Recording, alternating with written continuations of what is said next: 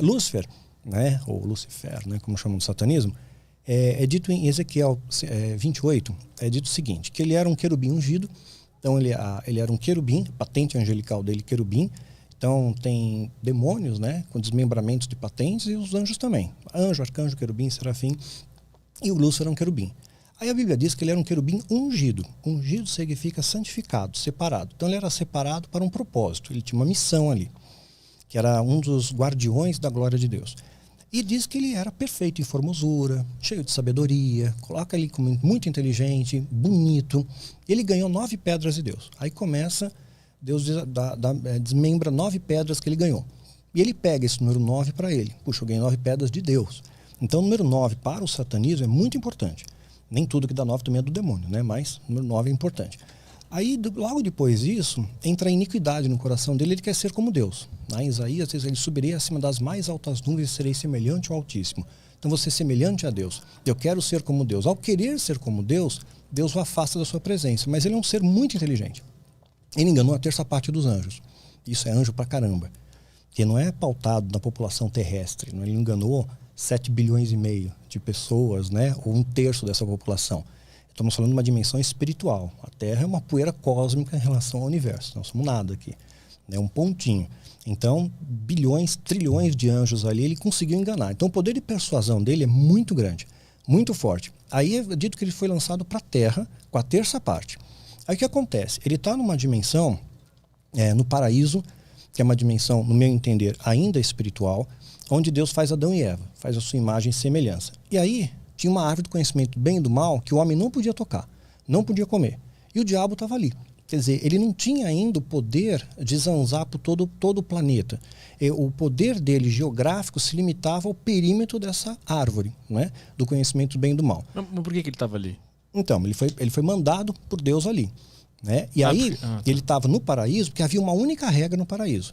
Não come da árvore do conhecimento. Não tinha 10 mandamentos, né? É um só. Você não come dessa árvore. Um mandamento, não tinha problema nenhum, sabe? O Adão pulava no cipó pelado, caía no rio, estava tudo bem, sem nenhum problema. Não tinha DR, não tinha sogra. Pensa bem na situação de Adão. Começou depois da maçã. Depois de Adão, depois, né? Então, e eles fizeram, sogro de alguém também. Então, quer dizer, não tinha problema, cara. Aí, de repente, Deus colocou, não vai nessa árvore. O demônio estava lá, até mesmo para testar a fidelidade, porque você tem um livre-arbítrio. Mas Deus sabia que ali estava o demônio? Sabia, claro. Deus permitiu que ele ficasse ali. Entendi. É o livre-arbítrio humano, a sua escolha. Deus deu a direção, não mexe. Um mandamento, não eram 10, Aí Eva chega perto, né? Eu imagino que essa sedução levou um tempo, não foi assim. E aí Eva, come a maçã. E a maçã é só uma alegoria, né? Na verdade, na Idade Média, as missas eram celebradas em latim, e a palavra malum e malus é muito parecida no latim. Uma quer dizer macieira e outra quer dizer mal. Então a maçã ficou associada a essa simbologia do mal. Então vamos colocar aqui que seja maçã. Vai, come a maçã, é bonita, é cheirosa, é legal. E Eva foi resistindo. Você vê que ele tentou Eva, ele não tentou Adão. Ele tentou na mulher. Tem algum significado isso? Eu acho que ele tentou pegar assim o ponto fraco. A mulher é mais semântica. O homem é mais racional, até hoje, né? E a mulher é mais emocional. Então ele talvez tenha tentado pegar a Eva pela emoção dela, né? Pela emoção. E talvez, uma hipótese que ele pode ter usado, ele pegou e falou, olha, come a maçã. Ela não queria. Aí ele falou, vou te contar um segredo. Quando você fala para uma mulher, vou te contar um segredo, o que acontece? Todos os sentidos da mulher estão antenados em você naquele momento. Ou vou fazer uma surpresa, um dos dois. Acabou. Ela não tem mais espaço, tempo, mais nada. Só existe você naquele momento para contar o segredo. E Lúcifer deve ter dito para a mulher, olha, vou te contar uma coisa, maçã emagrece. Ela comeu o pé inteiro, né, para emagrecer. Então, comeu, tentou, ela passa para Adão, os dois pecaram.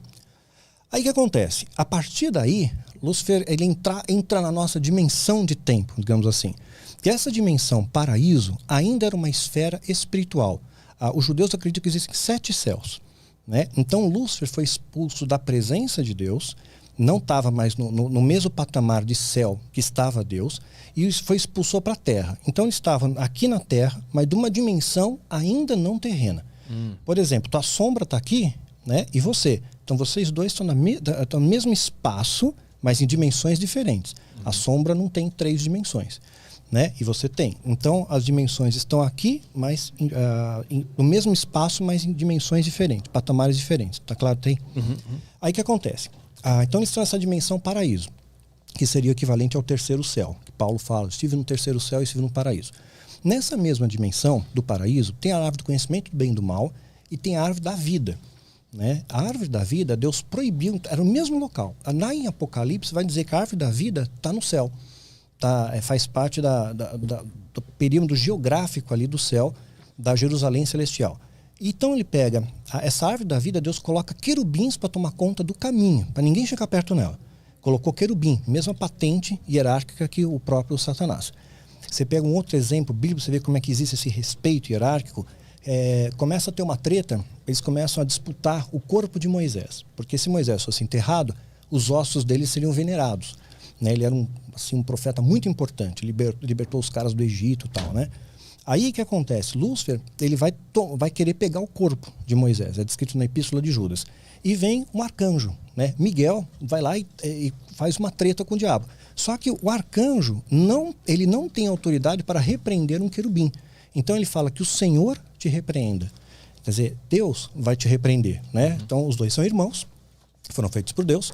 Então assim, o pai te repreende, né? Eu não posso, você tem hierarquicamente acima de mim.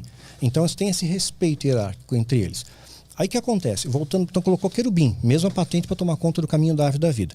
Quando o homem é afastado, imagina que o demônio, a Bíblia diz que ele é como o leão. Não é o leão, mas é como o leão. Ele precisava de uma legalidade do homem para sair daquele perímetro, daquela prisão temporária dele. O perímetro da árvore. O homem podia libertar ele dessa... Libertou, com o pecado. Sim, sim. Né? Aceitou. Então imagina um leão dentro de uma jaula, a tranca está do lado de fora. Só eu posso abrir. O leão não pode abrir por dentro. Ele é muito mais forte do que eu, mas ele não pode abrir. Aí eu abro. Aí o homem abriu pelo pecado, ele entra na nossa dimensão. Entrando na dimensão humana, ele vai corrompendo o homem. Ele vai se apresentando como um Deus para o homem. E pior ainda, esses anjos caídos tiveram relações com as mulheres. Em Gênesis 6, fala que os filhos de Deus, anjos, viram as filhas dos homens, né, humano aqui, que eram formosas e tomaram para si mulheres que tanto escolheram. Tiveram relações com essas mulheres e nasceram varões de grande renome, gigantes. E a arqueologia comprova que os gigantes existiram, né, e comprova historicamente também pela Bíblia. Então eles trouxeram uma série de perversão para o homem, apresentando politeísmo, vários deuses, aquela coisa toda, e sacrifício humano, e foi indo, né, pervertendo a humanidade.